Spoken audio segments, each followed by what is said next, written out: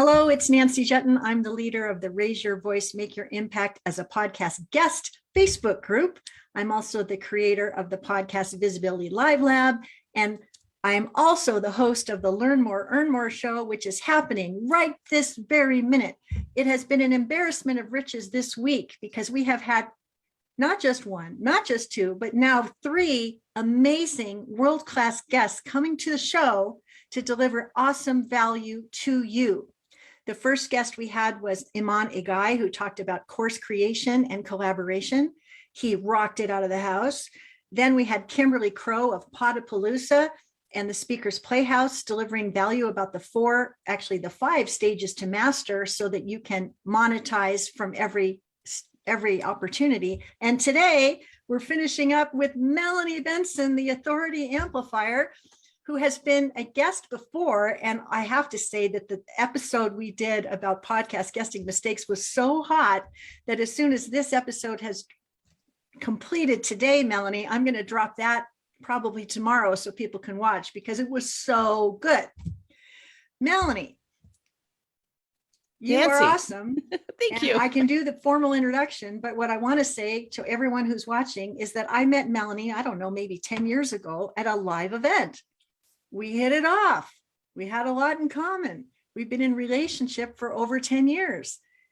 It's sort of interesting that we do similar work for similar people, but we take such an abundance attitude that there's plenty of opportunity to share the wealth and be of service. And so what we're here to talk about today is collaboration currency, making friends with your best competitors, and how to build your authority even greater than you ever thought possible, perhaps having a podcast of your own. So Melanie, thank you so much for making time to be here today. Thank you for having me. What would you want our people to know about you that I didn't already say? Well, I've been in business since 2000, and a little bit of a course correction, thanks to Nancy and her bye-bye boring bio. Plug there. And you know, one of the things that I discovered by accident was that when you collaborate, you exponentially amplify the reach of your message, which exponentially amplifies the growth of your income. And I can attribute to my first $1 million in revenue came from collaborating with 4 key people, who 3 of which were very closely aligned in what they teach. And over the years, I realized that being an expert in your field doesn't mean you have to do it alone, right? We all know about JVs, all know about affiliates, but this principle of collaboration, and Nancy, I just love and appreciate how you continue to kind of poke me a little bit with it and say, come on, can you talk about this thing that you and I would have a conversation about behind the scenes? Because collaboration is kind of what I would think of as the premium standard of there is no competition, but there is collaboration. And even if you do the same things, you can find a way to co-create new opportunity. And you and I continue to find those creative, abundant ways to serve our market by complementing each instead of competing with each other. And it goes back to the beginning. And the reason I said that was because I have found that there are times that people don't have that attitude. And a lot of times my clients really struggle with it. And they're like, but these people are my competitors. And I'm like, there's still opportunity there. And having a podcast, which we'll talk a little bit about today, is one of those, what I call competition shattering tools instead of a competition amplifying tools. I so love that. It makes me remember a story that I learned from Alex Mondosian, who is known as the Warren Buffett of the internet. And he, for many years, would teach about how to speak from the stage and monetize. Yeah. And he's a very high energy guy. And we're all looking for that right personality match that's going to be right for us. There are lots of people that do what he does. He may be your glass of tea, he may not be your glass of tea, but I remember this so vividly that when he was making his invitation on a sales page, that I'd love to teach you how to speak to sell and have it convert dramatically for you like time and again and again. But for whatever reason, if I'm not your guy, let me tell you that Lisa Sasevich is really good at this, and Callan Rush is really good at this. And then there was one other name of people that were really good at this. So if I'm not your guy, you still got to get the lessons. So go to either of these options and go ahead and check them out, because I want you to get what you need so you can succeed. And I thought it was so brilliant because every time you clicked on one of those 3 links, he was referring people to his competition. And if you ended up doing business with any of those people, he was going to be getting little mailbox money in the mail for having made the referral, even though he was the reason that people got the party started in the first place. So I think he was a good example of someone who likes to collaborate with his competition and have it be a win for everyone, because not every one of us is every one of us glass of tea. That's exactly right? true. I every person who's done something similar, what we find is either we have synergy by bringing our different energies, our different personalities, our different approaches into the same space, or if they don't buy from me, then there may be a way to, commonly known in our industry as downsell, or cross sell, but make an offer that we're still winning, we're still helping people achieve the outcome they need, just might not be with me. But I think that's the beauty of having like the kind of like the joint venture mindset is we both win financially, right? Like somebody's getting a commission. But you were saying something, Nancy, and I just want to bring it back to mindset for a minute. It seems like mindset's always like the fuel behind so much of this. And you're talking, sorry about my voice today. If you're listening in this later, I have a little bit of a cold today and wanted to rally for Nancy, but I'm a little scratchy and coffee. It's sexy though. It's very I got sexy. my sexy voice on today, right? So this idea of mindset is like when you see somebody who has a similar message, what I notice is you either go, oh man, they're doing what I'm doing, and you turn away, or you say, oh, opportunity. How can we like collaborate? And here's my kind of my party line, if you will. My principle is, what is the problem they're creating that I can solve that they don't solve? That's what I'm always looking for. And so, let's bring it into the podcasting piece for a second. We do something similar around the podcast guesting, but I know you don't teach people about podcasts. And I'm like, well, this is a thing that I also do. It's kind of one of my 5 pillars of authority. And I'm like, well, I know if you're going to if you're going to be guesting on podcasts, oftentimes people come to the logical conclusion, like, man, I should have my own podcast too. And so that's the collaboration opportunity. It's like, I won't say it's a problem, but an opportunity emerges when you're teaching people how to leverage other people's podcasts. And that's what the seed that you want. That's the spark is a better word that you want to look for. Where's the opportunity that this collaboration presents? Well, and you just hit the nail right on the head, because I really do focus exclusively on podcast guesting success. I have a YouTube channel. I do not have a podcast officially, but so I'm not qualified to teach people how to start their own podcast. But one of the things that I've noticed is that I am using something called the Podcast Readiness Guest Assessment, and there's open-ended questions that are being asked during this assessment, and people are saying, I want to start my own podcast. I don't know how. Can you teach me that? And so here I'm reading these responses and I'm thinking, I can't teach you that. But I think to myself, who do I know who could teach that? And what do you know? It's Melanie Benson, the Authority Amplifier. So what are some of the reasons that we would want to start a podcast of our own now more than ever? Yeah. So just taking a step back for a second, I've been podcasting since around 2009. Before that, I was doing teleseminars, old school, which was a form of a podcast. It was just distributed differently. And, I realized when podcasting emerged and started to get really hot around 2009, that there are some key reasons to have a podcast. Yes, you can be a guest on other people's podcasts, and that is the easiest way to get your message out there. But something emerges that's very powerful when you have your own podcast, and that is you become the authority. And the authority means you have a mechanism to broadcast not just your voice and your message in an authority style platform, which a podcast is, but you also, for lack of a better way to say this, like you have the power to decide who gets on your show. And it is the ultimate collaboration asset.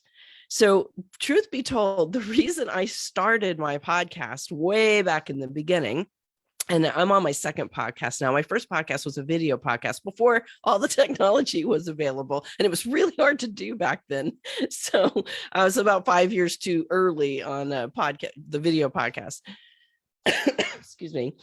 But what I found was that when I had my own podcast, the collaboration opportunities opened up so fast because other experts, authorities, and influencers and celebrity guests in your market want the exposure.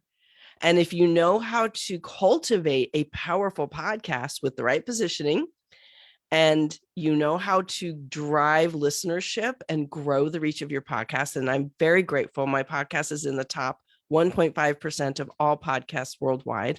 Wow. And that has been done very intentionally. Thank you. And some of it by accident. I learned what worked. But guess what that does? That opens the floodgates and people are like, can I get on your show? We have like big name people reaching out all the time. So what does that do? It opens up opportunity. So that is a big one, the collaboration asset. The other thing that it does, and people start podcasts for all different reasons, right? Like I just got back from Podfest Expo, which is a live event done by Chris Moses. And I was one of the speakers there. And one of the things that I discovered very quickly is not everybody wants to start a podcast for the same reason. The second reason I started the podcast was I wanted a vehicle to attract and nurture ideal clients. So I have a little story I can share about that in a minute. But what I found is that if I'm guesting on other people's shows, it's a one-off, right? It's like, okay, I'm there and then the connection is done. But if I have my own podcast, there's breadcrumbs that get dropped. So I guest on someone else's show and they are going to hopefully take me up on my call to action. But even more importantly, they know I'm a podcast host. So they're going to come listen to my podcast. And what often happens is they're binging my podcast for like days straight. Like I've had several people say, so let me tell you, I'll tell you a specific example. There was a guy who heard me speak on someone else's podcast, one of my collaboration partners.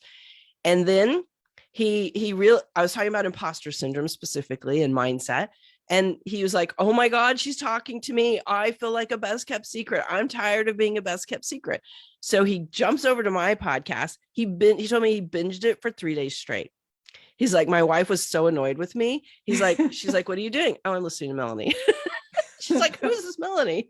So then he downloads every free resource I had. And within the week, he had booked a consultation. 2 days later, he had signed up for my VIP package, which is well over $10,000.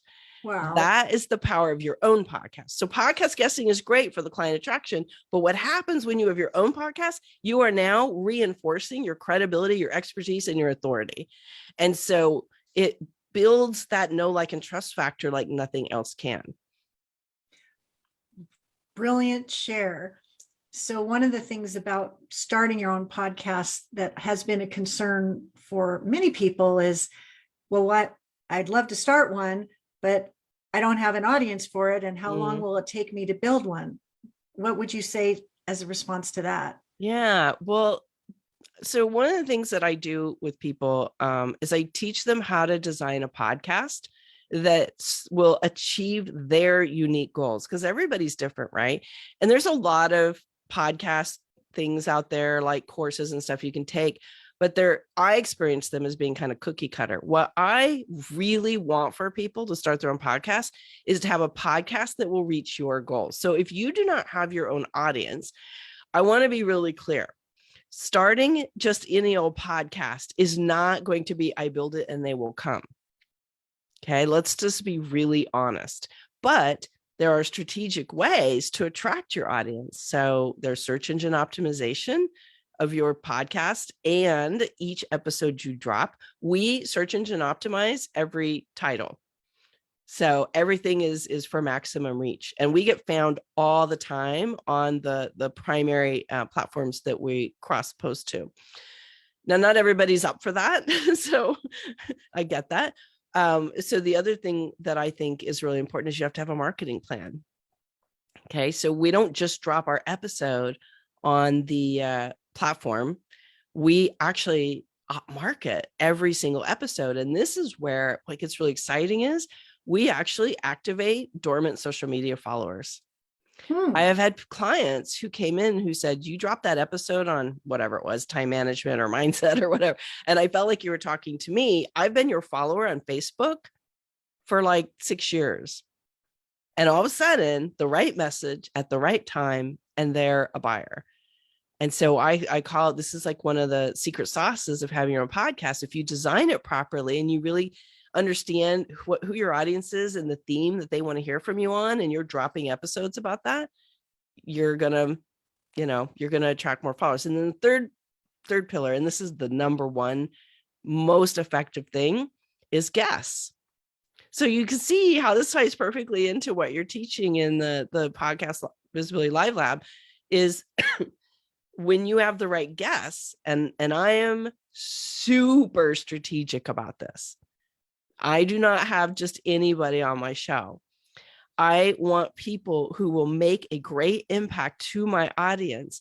And I believe what they teach and what they will share and the inspiration they bring and the stories they tell will grab attention from our audience, and they'll be proud to share to their audience. Because I just want to say something about that. Did you hear that piece? And that they will be prepared to share with their audience.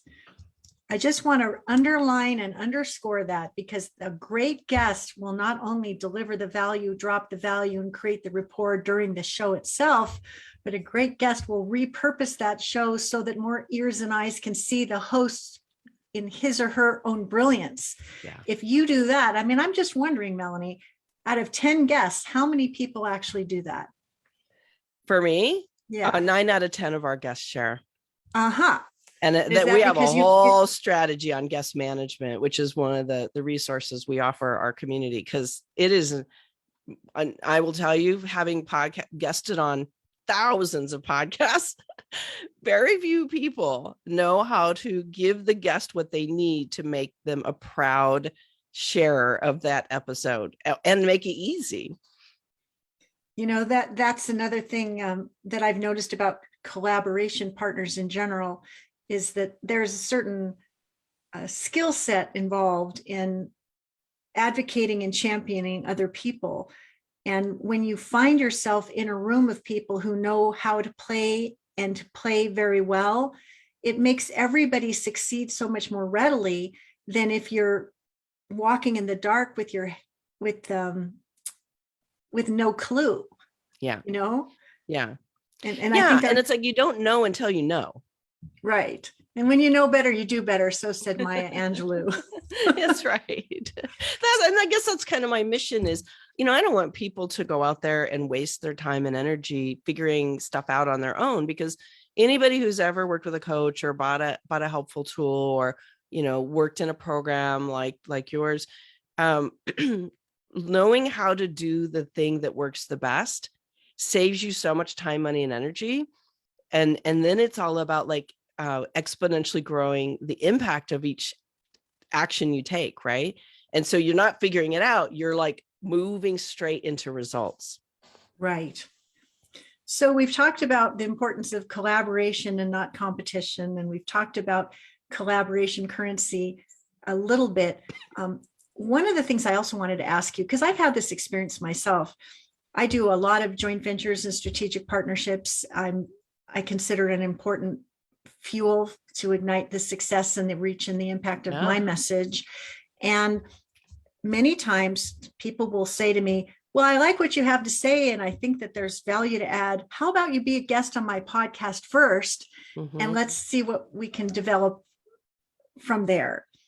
And I see that as an invitation and an opportunity. It's also a little bit like an audition, I think, because when I'm invited to someone's podcast, that's my opportunity to show what a kind of a guest I am, how well I'm going to merchandise on the back end, what I'm going to do to go the extra mile for the host. And when I do those kinds of things as a guest, I generally turn the head of the host in ways that exceed their expectations, which means that new cool things are going to happen and they're going to be more receptive to want to collaborate in deeper ways. Mm-hmm. Do you do that too when you invite people onto your show, or is that a fairly standard practice? Or yes, it is a standard practice. And again, I think it's one of the great reasons for having your own podcast is you have an asset, if you will, to ignite a collaboration partner, but also vet them simultaneously. And let's just face it, not everybody is great partner material. Like so each person has a unique desire for how partnerships should work and what really makes it a win for them. And not everybody's going to be like the great match. And we often refer to it as dolphins and sharks. I just did a episode of that with my friend Sam Riley. I know you've talked about that. So having someone on your podcast as a guest tells you a lot. And I want you to really lean into this, because what you discover on both sides of the mic is somebody proactively going to support the work you're creating together? Not everybody promotes the way they say they will. And if they're generous of spirit and they're going to go the extra mile to promote the episode, it starts to tell you they follow through. They want to create visibility, win-win visibility. And here's the thing, there are ways to capitalize on that. Like one of the things that I think that's starting to emerge is instead of just having people give away a freebie and lose the thread, like I will often let people know, look, I'm happy to let you share about this upcoming promotion, but you need to give me an affiliate link because I'm going to drive a lot of traffic with this episode. So you can start the collaboration right then and there. And I think that's becoming more and more commonplace, because if you know what you're doing with your podcast and you have a strategic plan to market the podcast, you're going to drive traffic to the podcast. And the guests on my show get clients from my podcast. And eventually I was like, wait a minute, like if I'm going to start a collaboration here, or I'm making it part of my promotion cycle for someone's launch, I want to track the results we're getting. So I think that's an easy way to kind of ignite that co-created opportunity with somebody. I want to sort of pile on with that comment. I'm involved in a JV collaboration right now. I'm welcoming the support of over 40 partners who are beating the drum about the Podcast Visibility Live Lab, which is starting next week. And it's just been so heartening to be on the receiving end of so much support. And one of the things I've noticed is that some people are such fans of my work that they say to me, I don't need an affiliate link. I'm just happy to share the good news because I think what you do is awesome and I want as many people to benefit as possible. And that's very generous and that's very lovely. But I want to just point out that when you, the collective you out there who uses the link to drive traffic, the beautiful thing about that is very educational for both sides, because you can determine whether or not the audience to message match is a fit by degree of how many opt-ins and leads are referred. That's a really important ingredient. There's one person that has been advocating for the Podcast Visibility Live Lab that has referred over 1,000 opt-ins to my event, 1,000 registrations. I mean, does it ever happen in your world, Melanie, where you meet someone and you think to yourself, oh, what a nice person. I don't have very high expectations about what they might be able to contribute to my thing, but I certainly want to see what they can do. Like, oh my gosh, 1,000 registrations. I wrote to this person and I said, I always go the extra mile for my partners. And now I realize that I'm going to have to find a whole new gear at the extra mile to demonstrate the same level of support to you that you've brought to me. Why am I bringing this up? Because you serve yourself by using your affiliate link when you promote things, because it gives both parties very useful educational information. Yeah. Don't you agree? I do, yeah. But I also know people that are staunchly against it. We have a common friend, very, very well-known author, and he would never share anything with an affiliate link. And so, there's values that people have. And I think, again, it goes back to this, like when you're exploring collaborations and you're defining what's important to you, which I think is a really valuable step, is what do you care about and what do you not care about, right? Like, what are the deal breakers? Let's just pretend like we're dating, right? Like, what are the deal breakers and what are the things that you're like, okay, I would prefer it like this, but I don't care. And yeah, I think affiliate links do provide valuable information. And some people they don't want to make their audience feel like they're promoting something just because there is a commission involved. So everybody's wired a little differently, but it goes back to what's important and what do I want to attract more of. And when we go back to the podcast conversation, not all podcasts are going to ask you for an affiliate link, and that's okay. And if you're having your own podcast, you have to decide how much do you want to put into the guest process. Well, I just wanted to bring it up because so often in my world, people want to get known and they also want to get paid. Mm-hmm. And we hear a lot of conversations about how are we going to monetize that effort? And there are lots and lots of ways to monetize any of the efforts that we put out. And this is just one that for people who are geeky about metrics, it's a fun and fruitful tool to consider. Yeah, totally. Now, getting back to the whole podcast, why should we have our own podcast? It's because we get to be in control of who's going to be a guest. We get to build our own authority brand. Mm-hmm. We get to hang out with cooler kids and hold court with people that we find intoxicating and interesting to talk about. We get the SEO that makes us easy to find, easy to buy, easy to refer. These are some of the benefits. Did I miss some of them? I think also something that is probably very relevant in this audience is it also establishes your authority in the media and to potential publishers. So I would believe that our community here is very much looking for different ways to get their message out. And so writing a book is probably a fair, sorry, brain fog. Powerful way to do it. Yes, thank you. And so when you design your own podcast, your authority in the eyes of a publisher goes up, especially if you consistently publish. So one of the things I teach in my Authority Brand Podcast Toolkit is consistency in the delivery of your message, whatever that looks like. There's 3 different strategies. I'm not going to unpack them here, but just know that consistency of whatever style of delivery you choose is going to be very impactful, not just to audience building, but also to like potential media and publishers. I get a fair amount of media coverage because I have been consistent for so long and because of the message I put out. But I would say that's another, there's probably several others that I'm not thinking of right now, but those are the key ones. So the opposite of being consistent is probably pod fade.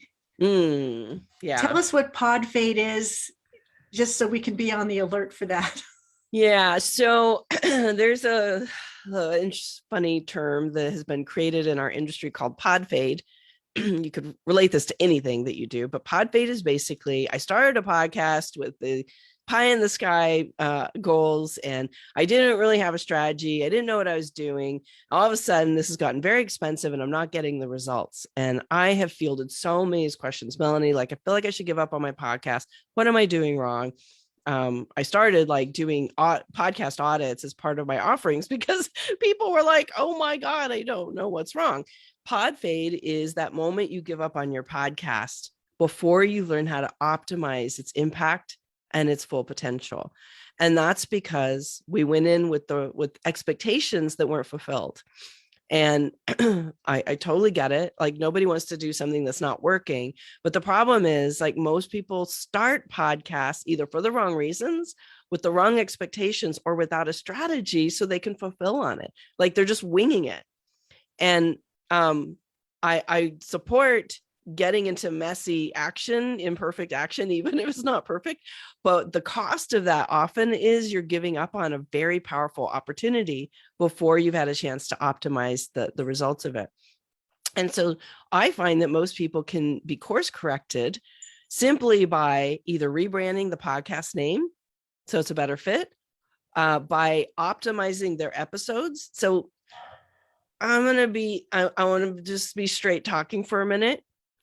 A lot of podcasts are boring. They just are. People don't know how to craft a compelling conversation. They're having like way too long of a conversation or their episodes are too long and they don't really understand their audience statistics. And so they don't know how to like craft the conversations that are compelling and contagious. And some of that comes with time and learning, and some of it can be done right out of the gate if you know how to like really like deliver value at the moment that you drop your first episode. And that is one of the things that I think makes or breaks a podcast, and also makes or breaks your results. And the third thing is you don't really understand who your audience is, and so you're not marketing your podcast in a way that's actually getting in front of your audience. So those are some of the big reasons why Podface kicks in.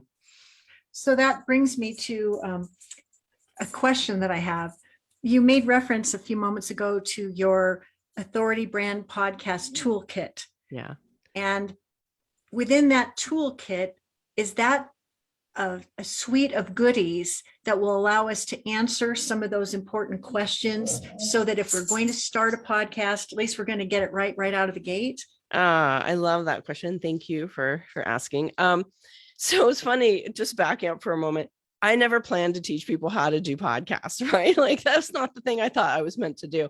But because people kept coming to me and signing up for my VIP packages to go through and figure out how to launch a podcast, I'm like, okay, hold on, repeatable process, right?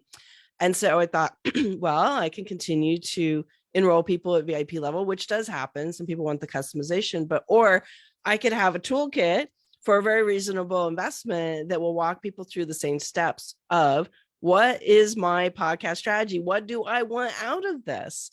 Am I doing this for client attraction? Am I doing this to get my message out? Am I doing this for brand positioning? Am I doing this for the breadcrumbs, right? Am I doing this for collaboration? What is my outcome here?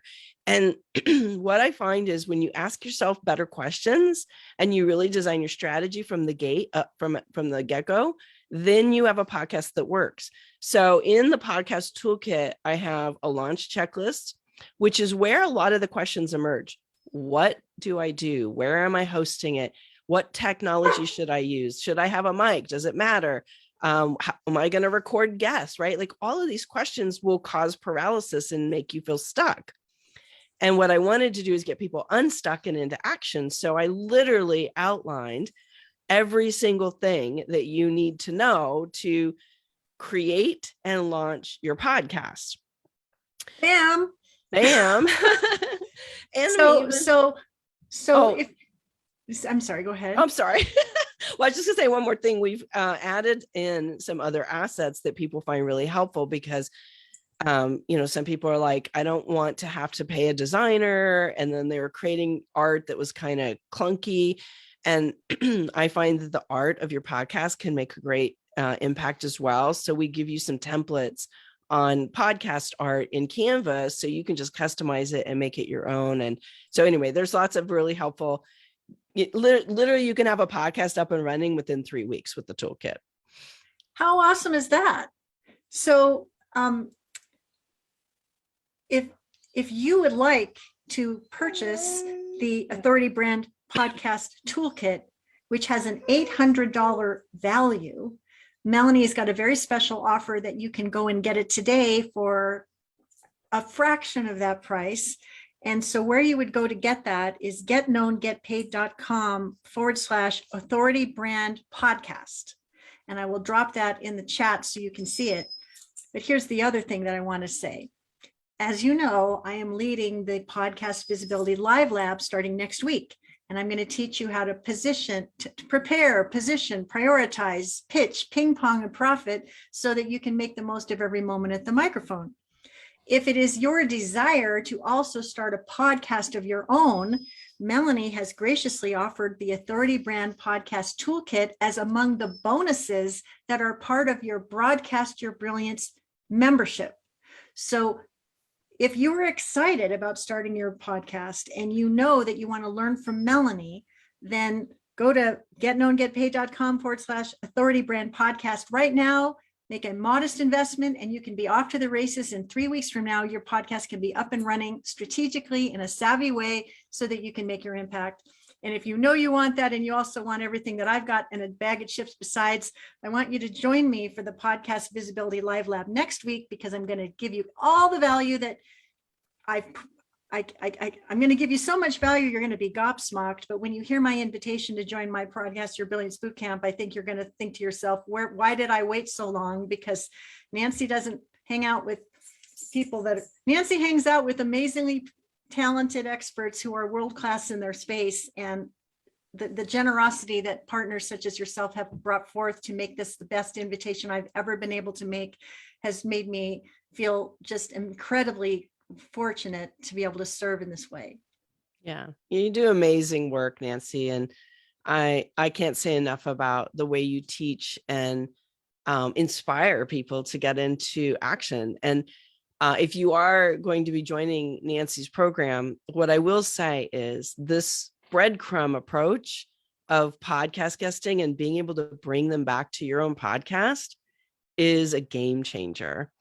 Okay. And again, I really want to impress upon you the power of having a strategy to be the authority, whether you think of yourself as an authority right now or not.